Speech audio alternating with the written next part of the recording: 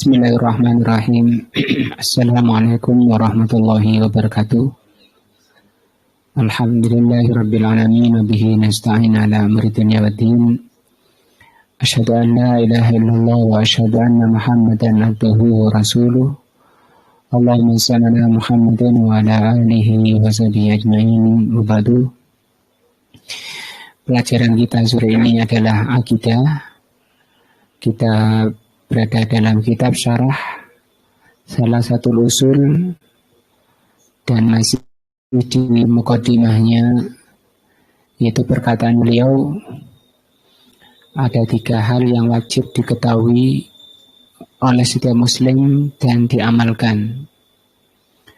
Ada 3 hal yang wajib diketahui dan diamalkan oleh setiap muslim. Yang masalah pertama, bahwa Allah yang telah menciptakan kita dan telah memberi rizki kita. Tetapi Allah Subhanahu wa Ta'ala tidak membiarkan kita begitu saja. Bahkan Allah Subhanahu wa Ta'ala mengutus kepada kita seorang Rasul. Barang siapa yang mentaati, maka dia akan masuk surga. Sampai sini. Faman ata'ahu dakhalal jannah. Barang siapa yang mentaati Rasul tersebut, dia masuk jannah. Jadi ini potongan dari perkataan beliau bahwa Allah yang telah menciptakan diri kita dan Allah yang telah memberi rezeki kita, tetapi Allah tidak membiarkan diri kita itu begitu saja, dan Allah Subhanahu wa Ta'ala mengutus Rasulnya. Faman ata'ahu dakhalal jannah. Barang siapa yang mentaati Rasul, dia masuk jannah. Kita lihat penjelasannya.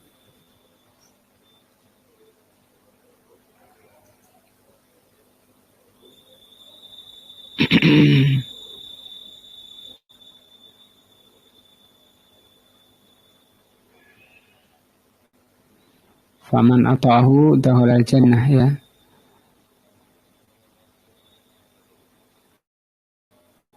Hadza hakun, kata beliau. Perkataan beliau di atas bahwa barang siapa mentaati Rasul, dia masuk jannah, ini benar. Min qaulihi ta'ala, berdasarkan mustafadun min qaulihi, diambil dari firman Allah, wa ati'ullah war rasulah, taatilah Allah dan Rasulnya. La'allakum turhamun, agar kalian dirahmati. Wasari'u ila maghfiratin min rabbikum, bersegeralah menuju ampunan Rabb kalian. Wa jannatin arduha samawati wal ardu, dan menuju surga yang luasnya seluas langit dan bumi. Wa iddat lil muttaqin, yang Allah janjikan bagi orang-orang bertakwa. Wa min qaulihi, ayat yang ke-3, firman Allah, wa man yuti'illaha wa rasulahu, barang siapa mentaati Allah dan mentaati Rasulnya, yudkhilhu jannatin tajri, akan dimasukkan ke surga yang mengalir, tajri min tahtiha al-anhar, mengalir di surga itu sungai-sungai, khalidina fiha, mereka kekal di dalamnya. Wa dzalikal fawzul azim, itulah kemenangan yang besar atau kebahagiaan yang besar. Wa min qaulihi, juga dari firman-Nya, wa man yuti'illaha wa rasulahu, ini ayat yang keempat. Wa man yuti'illaha wa rasulahu, barang siapa yang mentaati Allah dan Rasulnya, wa yakhshallaha, dan takut kepada Allah, wa yattaqi, dan bertakwa kepada Allah, fa ulaika humul faizun, maka mereka itulah orang-orang yang faizun, orang yang berbahagia. Ayat ke-5. Sekarang ayat ke-6. Firman Allah, wa man yuti'illaha war rasulah, barang siapa yang mentaati Allah dan Rasulnya, Faulaika ma'alladzina an'amallah, maka mereka akan bersama orang-orang yang diberi nikmat oleh Allah. Ini berarti penjelasan surat Al-Fatihah ayat ke-6 ya. Ihdinas siratal mustaqim siratal ladzina an'amta alaihim. Tunjukkan kami ke jalan yang lurus, jalannya orang yang engkau beri nikmat. Siapa mereka? Allah terangkan di ayat ini. Surat An-Nisa 69. Kata Allah, barang siapa mentaati Allah dan Rasulnya, maka dia akan bersama orang-orang yang Allah beri nikmat mereka. Minan nabiyyin wasiddiqin wasyuhada wasalihin. Yaitu 4 orang, para nabi, siddiqin, syuhada dan salihin. Wa hasuna ulaika rafiqa, dan mereka itu sebaik-baik teman. Walaupun orang itu sendirian di dalam memegangi kebenaran, apa yang diajarkan Rasul, hidup di tengah-tengah orang yang menyelisihi sunnah Nabi, maka ayat ini menjelaskan, memberi kabar gembira pada kita bahwa kita tidak sendirian. Punya Rafiq. Rafiq itu teman. Teman akrab, teman baik, itu Rafiq. Siapa Rafiqnya? Orang yang mentaati Allah dan Rasulnya. Mereka ini 4 orang. Nabi, siddiqin, syuhada, salihin. Sekalipun tidak pernah bertemu. Ya.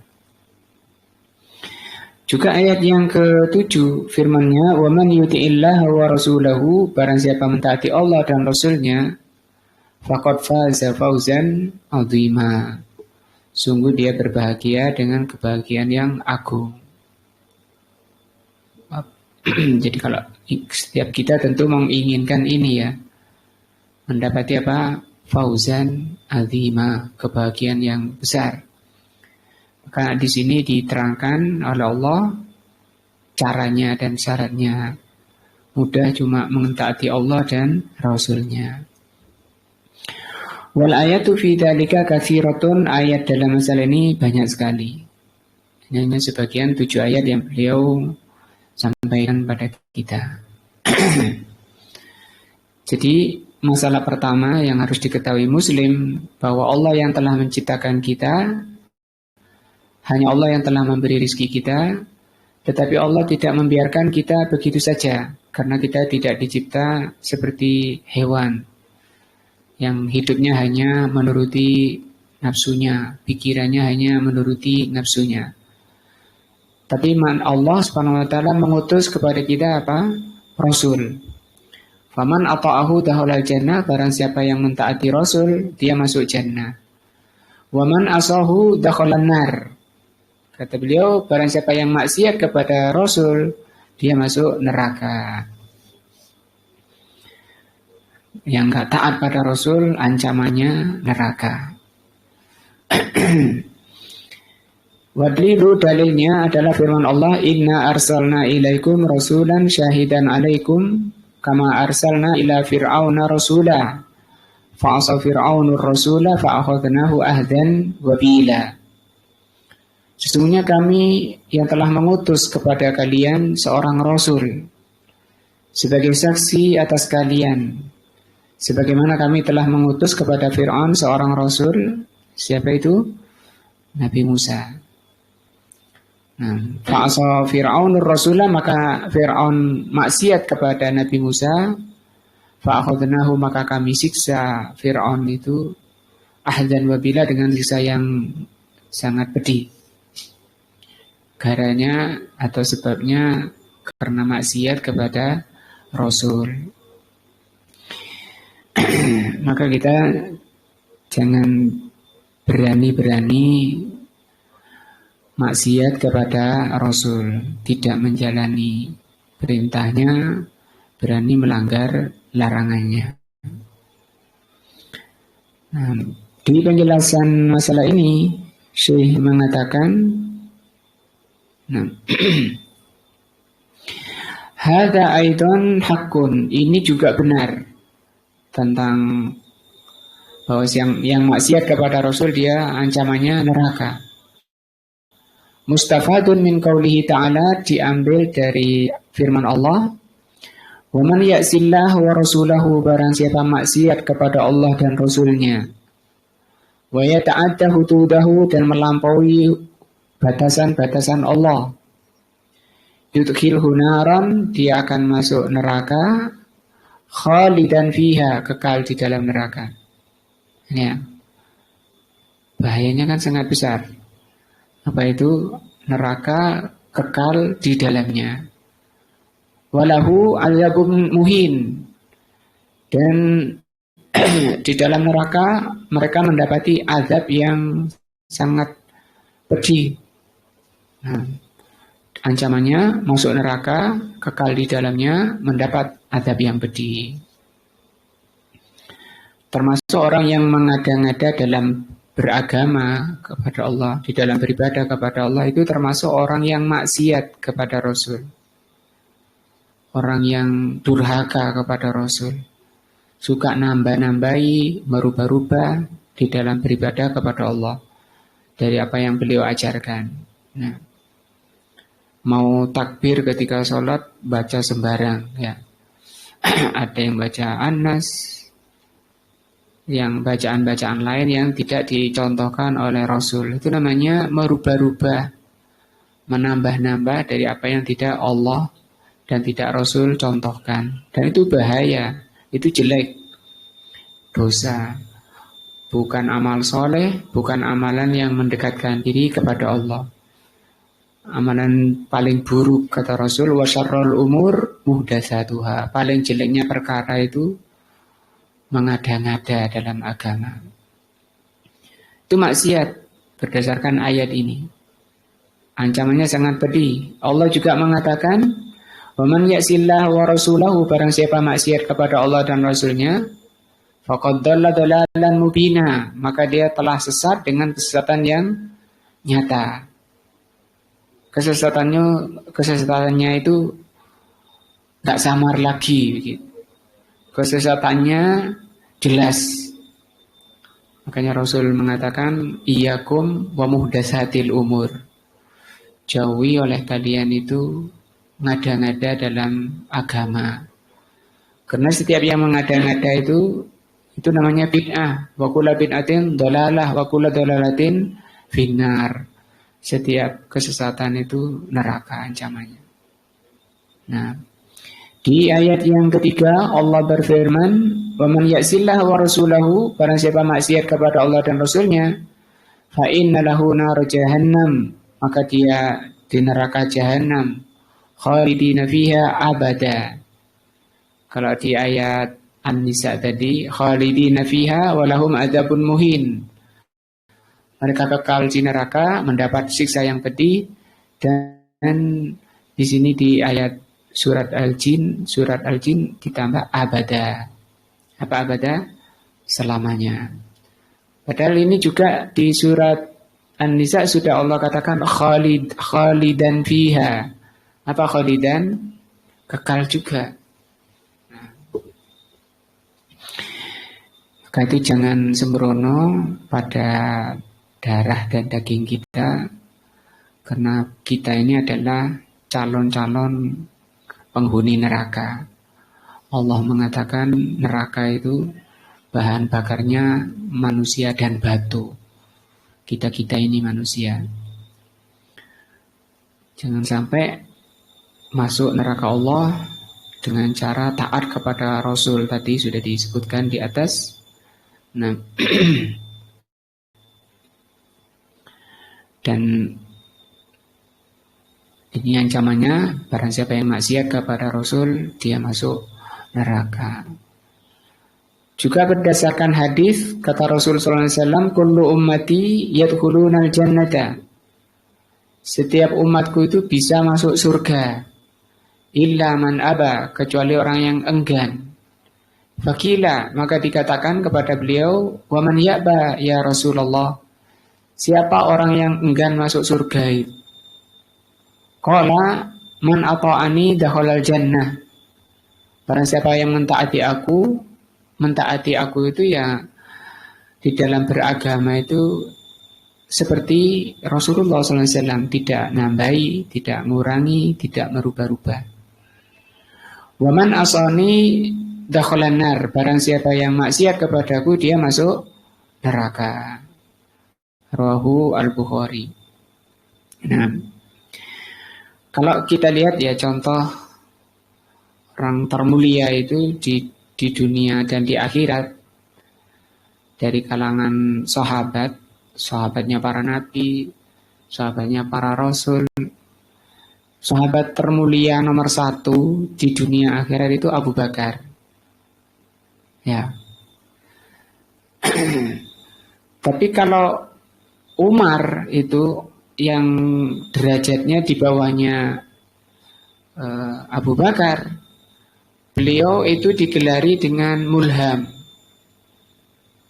Mulham itu orang yang diilhami oleh Allah. Kalau dia punya pikiran-pikiran itu, pikiran-pikirannya Umar itu seringnya mencocoki ayat. Ketika Rasul menahan di perang Badar, tawanan-tawanan itu, kalau Abu Bakar bilang kita tahan saja, kita ajari mereka, kita didik mereka.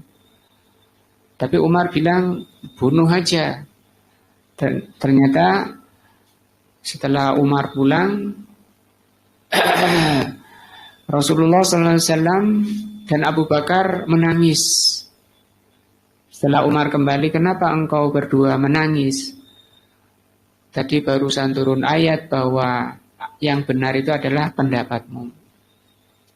Nah, juga ketika istri Rasul belum pakai cadar, ya.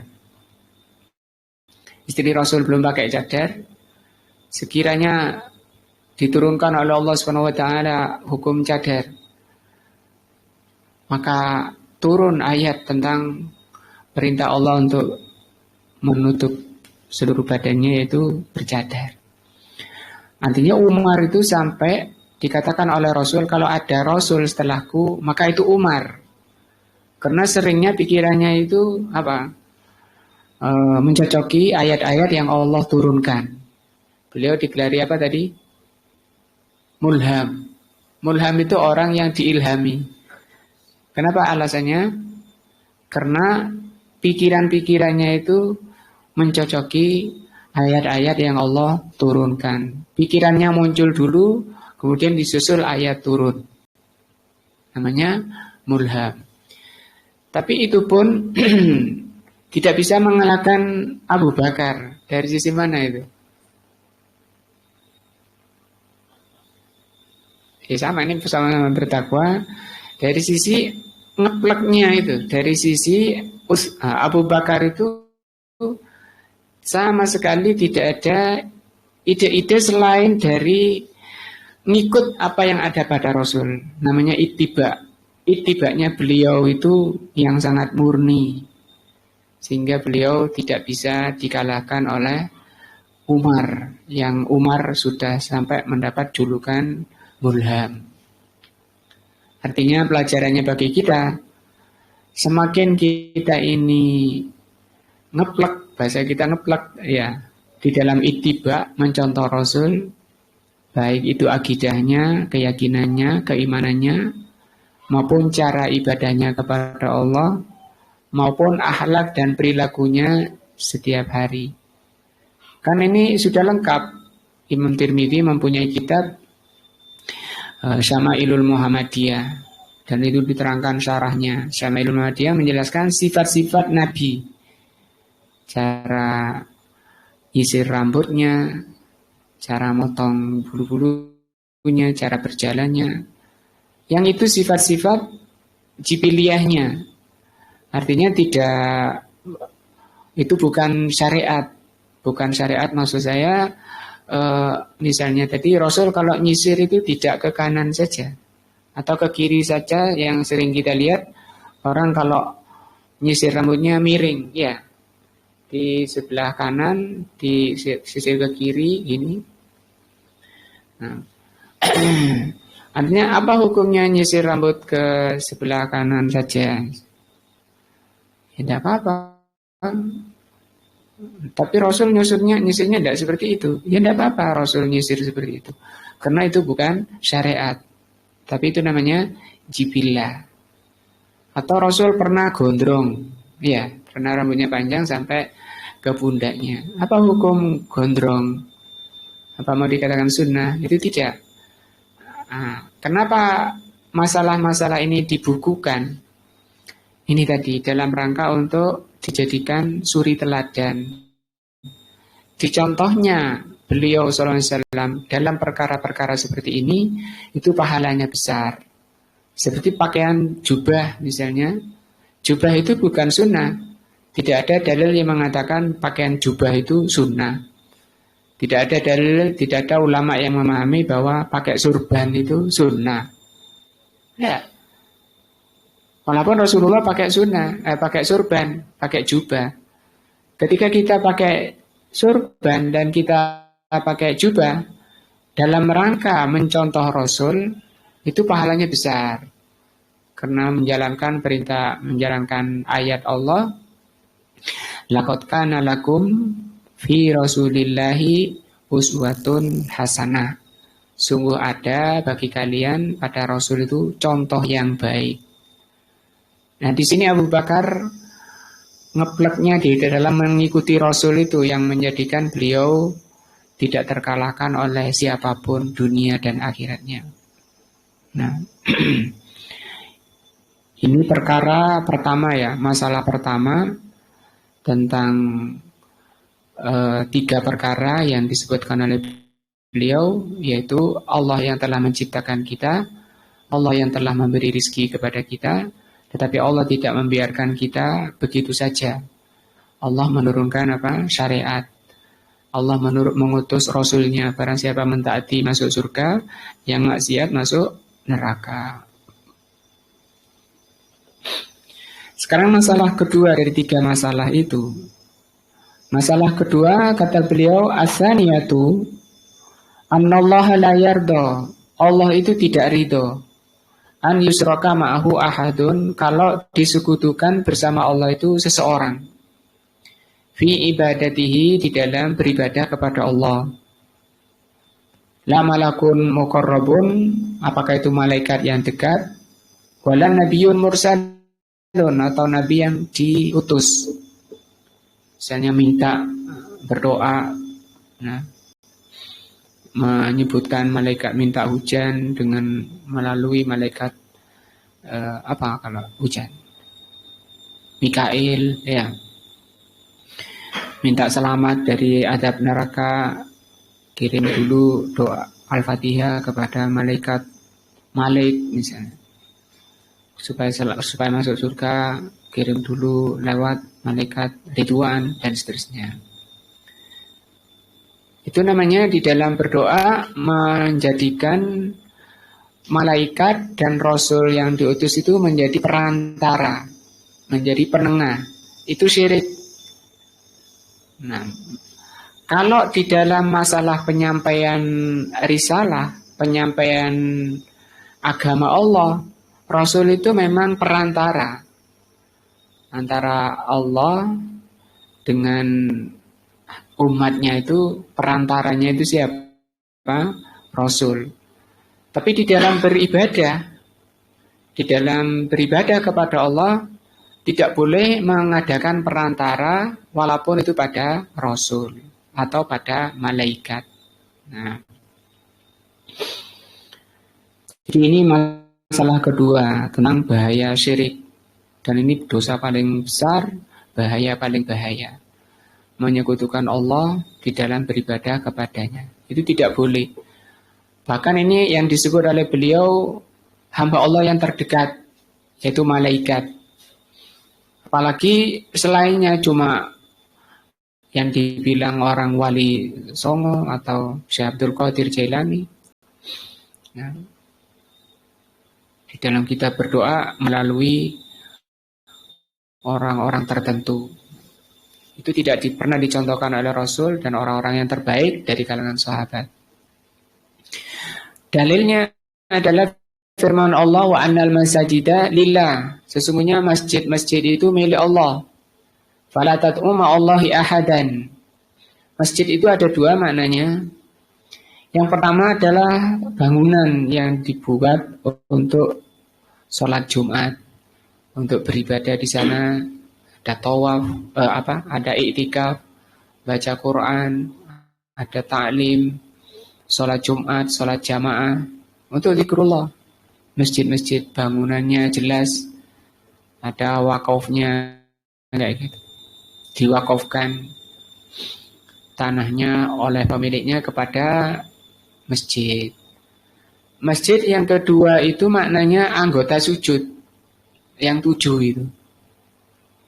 Yaitu 2 tangan, 2 lutut, 2 kaki, dan hidung beserta dahi. Itu 1. Hidung dan dahi itu 1. Artinya kalau sujud hidungnya nggak nempel, itu belum dihitung 1. Kalau cuma dahinya. Itu nanti kalau kita pelajari fikihnya tentang anggota sujud, maka harus mengikutkan hidungnya, nempelkan hidungnya.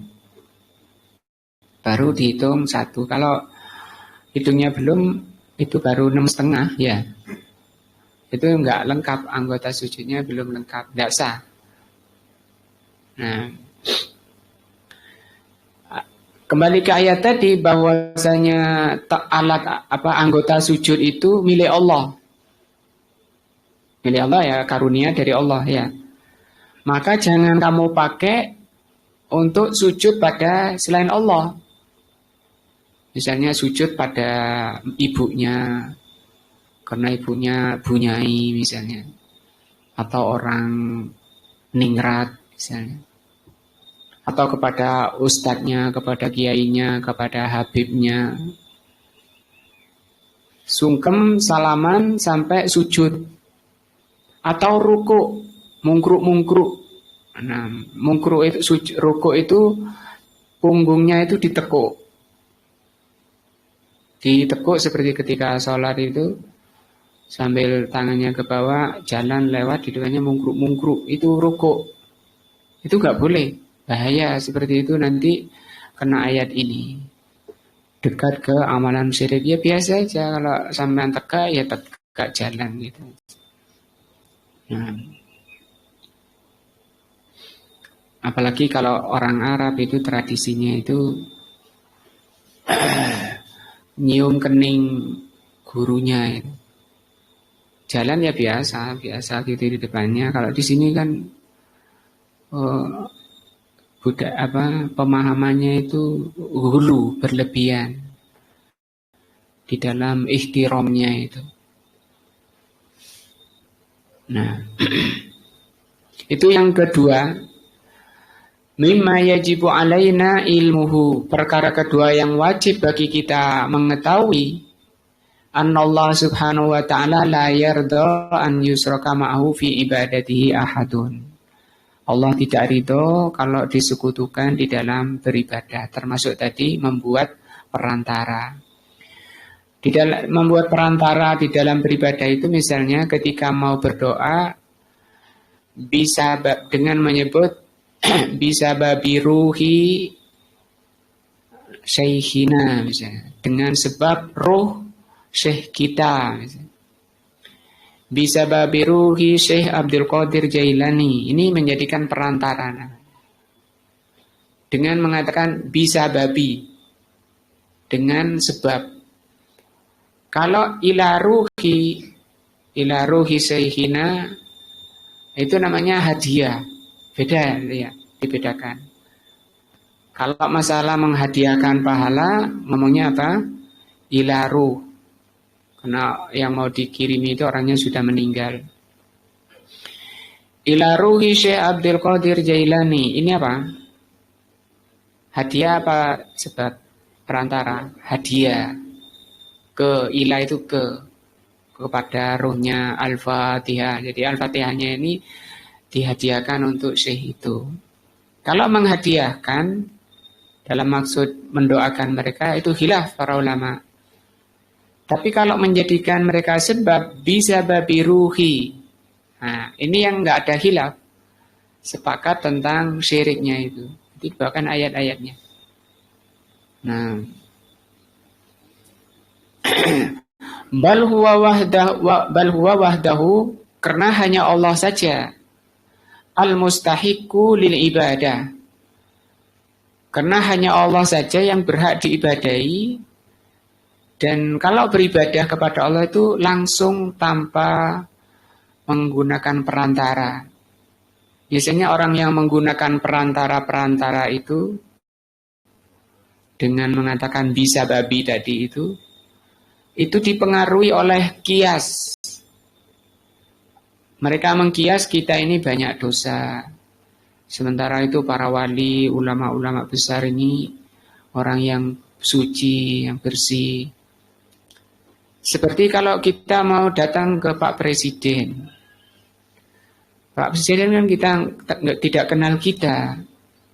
Jadi supaya mudah urusan kita dengan Presiden itu lewat menteri-menterinya.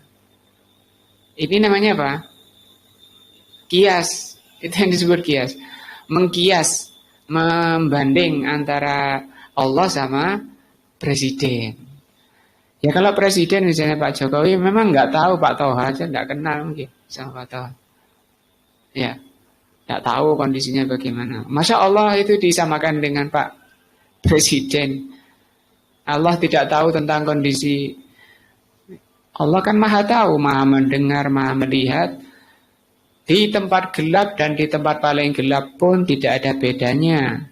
Penglihatan Allah, pendengaran Allah dengan di tempat yang terang.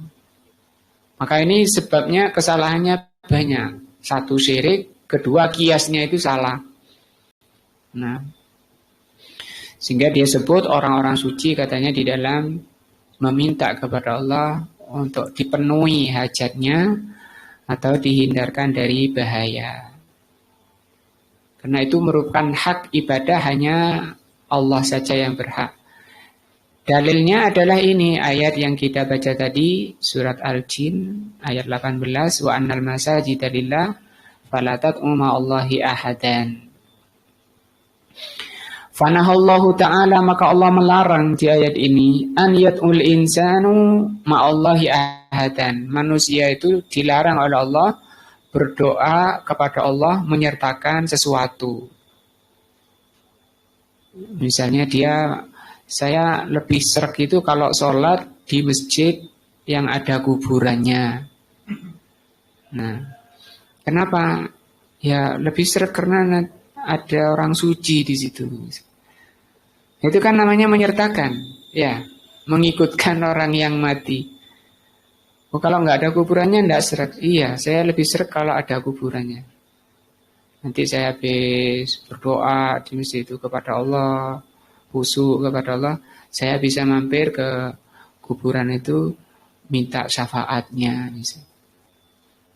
Itu kan ya syirik. Maka perbuatan mampir di kuburannya tadi itu membatalkan yang khusyuk tadi, yang ikhlas. Sholatnya yang pertama, seikhlas-ikhlasnya sholatnya.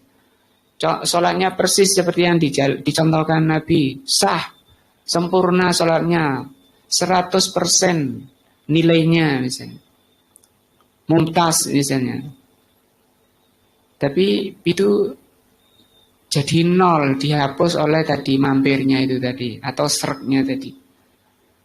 Karena syirik itu seperti kentut bagi orang yang toharoh. Orang yang suci itu batal, sucinya itu toharohnya batal oleh kentut. Nah, artinya sehusuk-husuknya orang beribadah, sudah benar ibadahnya, tapi pakai jimat misalnya. Rumahnya dipenuhi jimat sana sini. Memangnya kenapa jimat? Syirik. Rasulullah mengatakan inna tiwalata wat tamaima wa inna ruqa wat tiwalata wat tamaima syirkun. Sesungguhnya tiwala itu pengasian.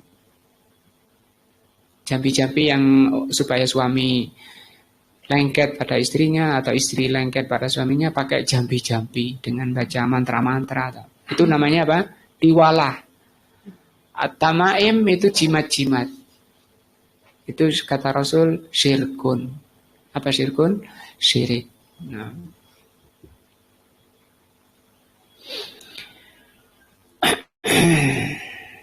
Maka Allah Subhanahu wa taala melarang manusia itu berdoa kepada Allah melalui perantara-perantara tadi. Walaupun itu orang termulia yang dijadikan perantara. Rasul, orang mujahidin, orang syahid. Karena ada sering kita dengar di masjid-masjid itu, musola-musola, habis adzan, bismillah, ya apa itu? Tawassalna bismillah. Apa tawassalna? Kami bertawasul. Bismillah, enggak apa-apa bismillah. Dengan nama Allah itu boleh. Tawasul dengan nama Allah boleh. Nah, tawasul dengan nama Allah boleh. Tapi berikutnya itu coba. Tawassalna bismillah. Wabil hadi. Oh, iya. Ya, hafal. Ini hafal cukup. Terus.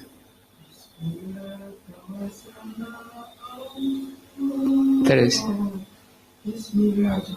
Oh, karena nanya salahnya itu memutar-mutar dari situ aja. Coba dengarkan. Tawassalna bismillah. Tak apa ya. Itu sahih Mas ya.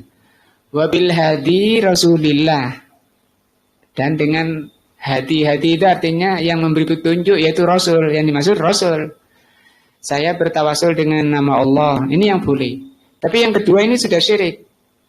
Tadi kan kaidahnya namanya berdoa itu langsung kepada Allah. Gak perlu pakai wabil hadi Rasulillah. Dengan yang memberi petunjuk yaitu Rasulullah. Tadi kan sudah disebut di sini di kitabnya wala nabiyun mursalun. Tidak boleh menjadikan perantara walaupun itu nabi yang diutus. Wabil hadi Rasulillah terus wa bikulli mujahidin lillah. Setiap mujahid kan mujahid orang yang berjihad. Zaman Nabi sampai sekarang orang yang berjihad membela agama Allah. Mereka itu dijadikan perantara di dalam berdoa kepada Allah. Terus masih lanjut wabi ahlil badri ya Allah, dan dengan ahli badar ya Allah. Berapa tadi? Rasul, mujahid, ahli badar. Ini yang syirik. Terus apa mintanya? Baligh maqasidana. Ya, apa baligh? Ya Allah, sampaikan seluruh maksud-maksud kami, tujuan-tujuan kami, ya Allah, kabulkan semua tujuan-tujuan kami.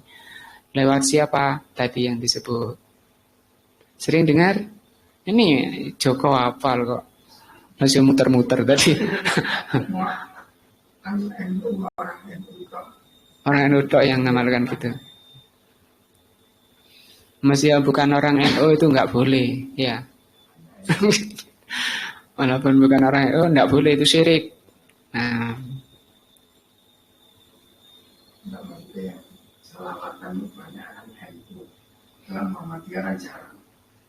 siapapun tidak boleh, apakah itu Muhammadiyah atau ormas apapun namanya, partainya siapa, orang Indonesia, luar Indonesia, nggak boleh menjadikan apa perantara di dalam berdoa kepada Allah.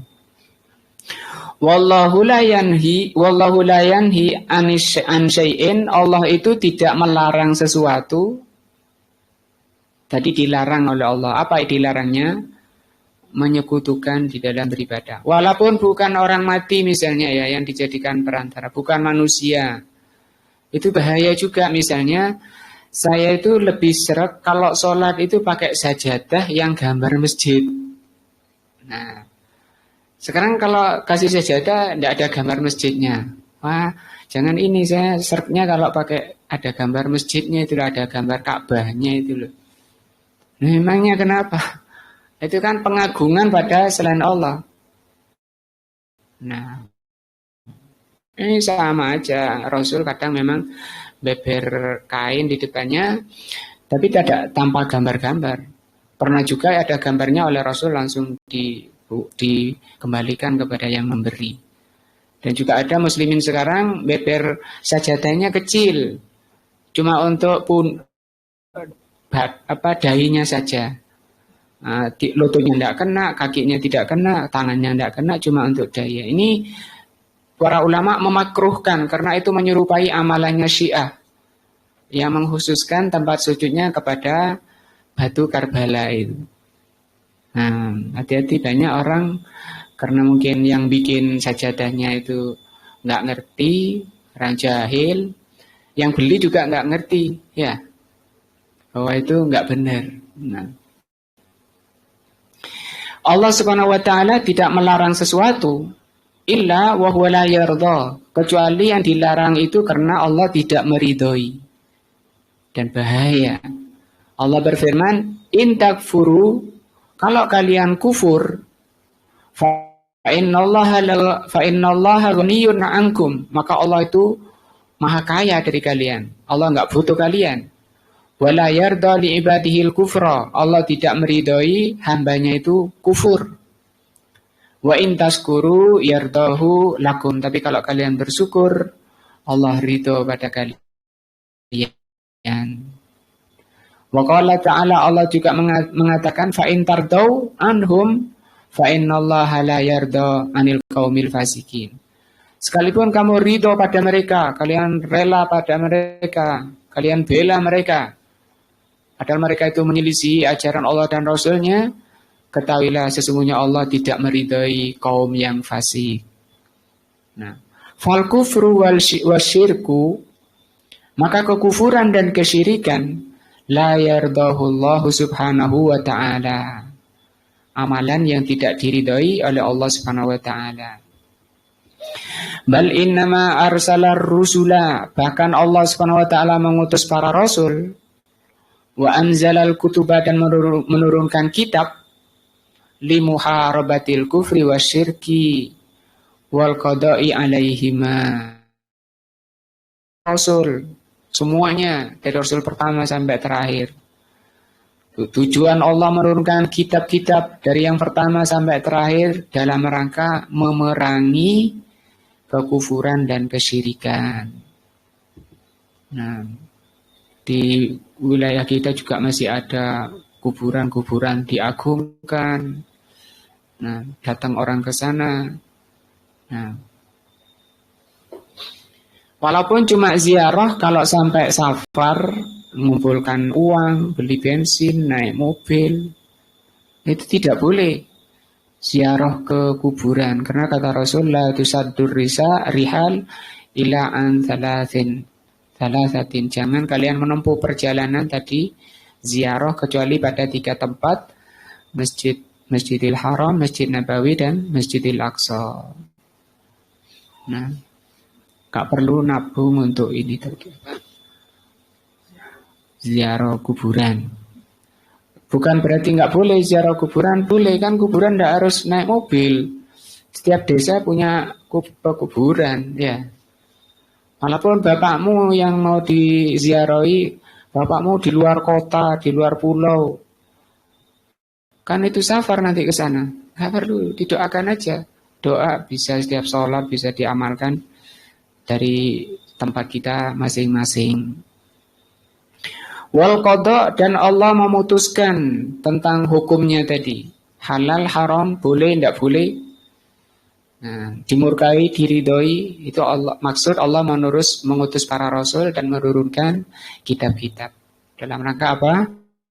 Memerangi kekufuran dan kesyirikan. Allah berfirman, wa qatiluhum, perangi mereka, hatta la takuna fitnatun, sampai di dunia itu tidak ada fitnah. Fitnah itu menyelisih agama Allah. Wa yakuna ad-dinu kulluhu lillah, dan agar agama itu di dunia ini yang ada hanya agama yang diridhoi oleh Allah saja. Ini target terakhir perang itu sampai kapan? Sampai di dunia ini enggak ada agama selain agama yang diridhoi oleh Allah. Nah, itu banyak itu di sekitar kita. Ya, tugas kita untuk memerangi mereka. Bagaimana memerangi? Yang punya ilmu, sampaikan ilmu. Kayak gitu. Didakwai mereka. Nah. Wa idza kana Allahu la yarda bil kufri wasyirki, kalau Allah itu tidak meridhoi kekufuran dan kesyirikan, fa innal wajiba 'alal mu'min, maka yang wajib bagi setiap mukmin an la yarda bihima, yang wajib bagi mukmin tidak meridhoi mereka. Nah, di sana ada dukun, wah dibanggakan malah. Itu keliru itu. Haram, dosa sampean membanggakan dukun, masih dukunnya manjur. Tamunya banyak dari berbagai penjuru. Dukun manjur misalnya. Boleh enggak? Mas, di mana rumah dukun ini, mbah ini? Go sana. Enggak boleh seperti itu. Nunjuki, ya, menunjukkan kepada kesyirikan. Enggak tahu, Pak, gitu. Masih ada sampingnya rumahnya, enggak tahu saya. Gitu. Kenapa? Mukmin tidak meridhoi apa yang tidak diridhoi oleh Allah seperti itu. Nah,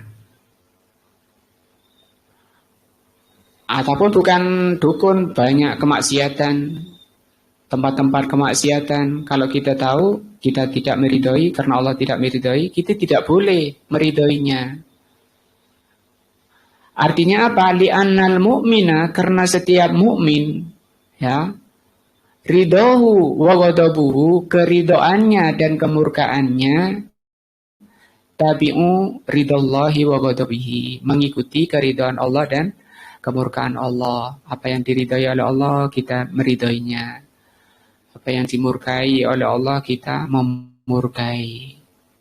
Fa yaghdibu lima yaghdibullah, kita harus murka semua yang dimurkai oleh Allah. Wa yarda bima yardahu Allah azza wa jalla, kita meridhoi semua yang Allah ridhoi.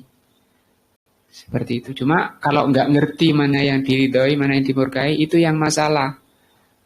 Sehingga kata Abdullah bin Mas'ud radhiyallahu, orang binasa itu orang yang tidak mengerti mana yang dimurkai dan yang dicintai oleh Allah. Nah, bisa jadi dia mencintai perkara yang dimurkai oleh Allah karena tidak tahu. Itu salahnya dia tidak ngaji, salahnya kurang ilmu. Nah, sehingga dia tidak mengerti. Sehingga kalau orang itu mengerti apa yang dicintai oleh Allah, walaupun dia di sini misalnya ada kemungkaran di jauh di sana, di luar kota, kita antum dengar, kita gak meridhoi, kita murka pada acara itu. Di Jakarta misalnya, di pusat kota, ibu kota sana kemungkaran terjadi. Kita membencinya karena Allah membenci.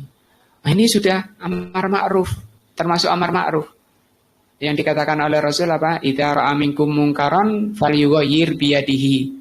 Kalau kalian melihat kemungkaran, rubah dengan tangannya. Fa illam yastati fa bilisani. Kalau enggak mampu, dengan lisannya. Wa illam yastati fa biqalbihi. Ya, kalau enggak mampu dengan lisan, dengan hatinya. Bagaimana dengan hatinya? Tadi murka, benci, walaupun jauh. Nah, atau walaupun dekat di samping rumahnya. Kemungkaran, kemaksiatan itu di samping rumahnya. Tapi dia murka, dia tidak meridhoi. Maka dia, sementara dia tidak bisa berbuat apa-apa, itu dia telah mengamalkan nahi mungkar. Tapi yang paling apa? Rendah. Karena Rasul bilang apa? Wadzalika at'aful iman.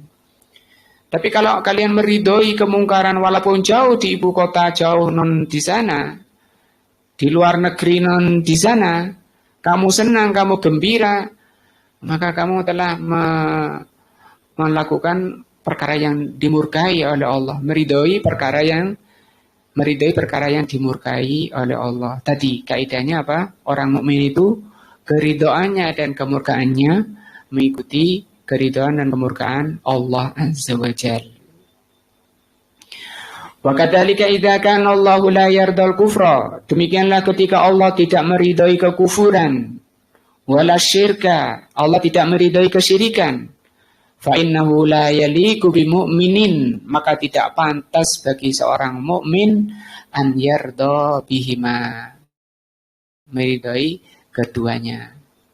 Nah, wasyirku amruhu khatirun, kesyirikan itu perkaranya bahaya sekali. Qala Allah Ta'ala, qala Allah Azza wa Jalla, Allah mengatakan innallaha la yaghfiru ayyushraka bihi wa yaghfiru ma duna dzalika liman yasha. Sesungguhnya Allah tidak mengampuni dosa syirik dan Allah mengampuni dosa selain syirik, yang tidak sampai syirik bagi siapa yang dikehendaki. Kalau syirik itu tidak diampuni, kalau sampai mati dalam kondisi syirik belum bertaubat kepada Allah itu tidak diampuni, mulai syirik kecil maupun syirik besar. Rasul pernah mengatakan yang paling aku khawatirkan menimpa kalian itu syirik kecil. Khafi, syirik bukan kecil, syirik yang khafi. Khafi itu samar, bukan hanya kecil lagi, samar. Bagaimana samarnya? Seperti semut hitam di atas batu hitam di tengah kegelapan malam. Bagaimana itu Rasul? Siapa yang bisa berbuat seperti itu?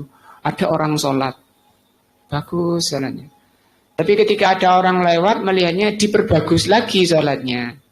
Wa yuzayyinu salatahu riya'an linnas, dia perbaiki, dia perindah sholatnya karena riya pada manusia. Riya termasuk apa?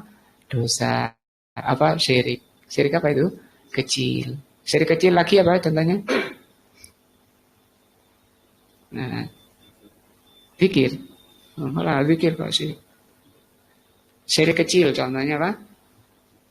Apa?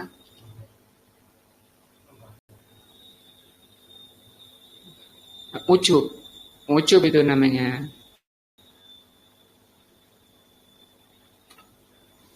Kalau tadi apa yang? Tadi contohnya apa? Riya tadi itu ya. Yang memperbaiki soalnya itu riya. Ada lagi kalau orang kiroahnya diperbagus. Apa namanya? Supaya didengar. Apa namanya? Sum'ah. Ya lawan apa? Temannya yang sejajar dengan riya itu. Kalau riya kan ingin dilihat. Kalau ingin didengar itu sum'ah. Kan sering kita lihat banyak orang baca Quran diputer-puter lidahnya. Kayak orang. Di enak-enak no, biar viral. Sampai viral betul. Baca Quran. Apa memang seperti itu? Kenapa kalian puter-puter lidahnya ketika baca Quran? Dibuat mainan, ditinggikan, direndahkan, dibuat datar, diberi nama lagu-lagu, bayati, apa namanya, pon, ski, macam-macam namanya. Orang yang takut kepada Allah ketika membaca Quran itu kelihatan khusyuk, memahami maknanya. Nah, dan tidak perlu diperdengarkan pada orang lain. Tandanya orang ikhlas di dalam membaca Al-Quran tidak diperdengarkan pada orang lain, apalagi gak seret kalau tidak pakai mic. Nah, kalau tidak pakai corong besar, gak seret baca Qurannya. Ganggu itu, ganggu tetangga yang lagi istirahat. Ada kan zaman Nabi ada orang sholat dan dia baca Quran dengan keras. La tarfa'u bil Quran, baca Quran. Kalau kita kan sekarang mungkin ngamuk itu yang dinasihati itu ya. Saya kan baca Quran, firman Allah. Bukan Qurannya yang disalahkan, bacanya itu loh. Kata Rasul itu ganggu saudaramu yang lagi sholat. Rasul itu yang negur langsung itu. La tarfa'u aswatakum bil Quran. Jangan kamu angkat suaramu ketika baca Quran. Kalau dilanggarin namanya maksiat kan. Yang melarang ini siapa? Rasulnya Allah. Sehingga tanda orang yang ikhlas tidak perlu untuk didengar orang, dilihat orang. Kepada Allah saja yang diharapkan, mengharap ridhonya, mengharap pahalanya, ikhtisab dan seterusnya. Yang suka banter-banter baca Quran itu tanda tidak ikhlas. Nah, Wa qala ta'ala innahu man yusyrik billah, Allah mengatakan barang siapa yang syirik kepada Allah, kecil maupun besar. Nah, tapi kalau syirik jadi tadi kata Allah syirik kecil sampai syirik yang samar sampai besar itu tidak diampuni. Apa bedanya? Kalau kecil itu orangnya masih muslim. Kalau muslim ya disolati, dikafani, dimandikan. Tapi kalau sudah syirik besar, itu sudah keluar dari Islam. Tidak perlu dimandikan, tidak perlu disolati, tidak perlu dikafani. Diapakan? Kata Syekh Utsaimin, carikan gelangsi aja. Masukkan gelangsi, buatkan lubang, jangan di tempat penguburan muslimin. Lempar sana biar tidak ganggu orang baunya. Nggak ada kehormatan. Mereka kekal di neraka. Syirik besar misalnya apa? Sujud pada selain Allah. Nah, beribadah pada selain Allah itu masuk syirik besar. Nanti ada kitab khusus membahas tentang masalah itu. Syirik-syirik besar. Bahayanya kata Allah tadi masalah ini. Bahayanya syirik ya. Syirik itu bahaya besar. Di antaranya apa tadi? Tidak diampuni. Tapi kalau dia bertaubat kepada Allah, walaupun itu syirik besar, itu diampuni oleh Allah, asalkan belum ruhnya belum sampai tenggorokannya. Innahu man yusyrik billahi faqad haramallahu alaihi jannah. Barang siapa yang melakukan kesyirikan maka Allah haramkan dia surga.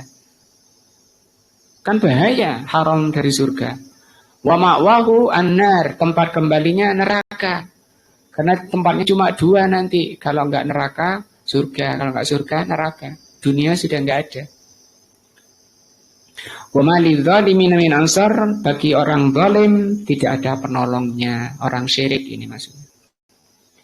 Wa qala Nabi alaihi salatu wasalam, Nabi mengatakan, man laki Allah la yusriku bihi syai'an, barang siapa berjumpa Allah dalam kondisi tidak melakukan syirik di dunia ini, dakhalal jannah ini. Walaupun dia misalnya dosanya sebanyak-banyaknya, tapi selain dosa syirik. Dosanya menghadap Allah, dosanya sebesar langit dan bumi, tapi selain dosa syirik. Nah, itu masih bisa diampuni. Bisa mendapat syafaat dari yang lainnya, dari malaikat, dari Allah, dari Rasul, dari teman-teman beriman. Masih bisa mendapat pertolongan. Tapi kalau syirik, udah nggak bisa. Nah, waman lakiyahu yusriku bihi syai'an, barang siapa berjumpa Allah kondisi syirik, dakhalan nar, dia masuk neraka. Kalau syirik kecil bisa dikeluarkan dari neraka, berakhir di surga. Nah, inilah yang kita bahas pada sore ini tentang bahaya apa? Syirik. Allah tidak meridhoi kesyirikan. Mudah-mudahan Allah menjauhkan dari setiap diri kita apa? Syirik. Baik yang kita tahu maupun yang kita tidak tahu. Karena itu dosa yang tidak diampuni oleh Allah Azza wa Jalla. Dengan dihapusnya syirik itu meningkatkan iman kita. Kita menjadi hamba Allah yang bersih dari dosa-dosa, dari noda-noda hati. Kita menghadap Allah dengan kondisi hati yang bersih. Subhanakallahumma wa bihamdika asyhadu an la ilaha illa anta astaghfiruka wa atubu ilaika. Wassalamualaikum warahmatullahi wabarakatuh.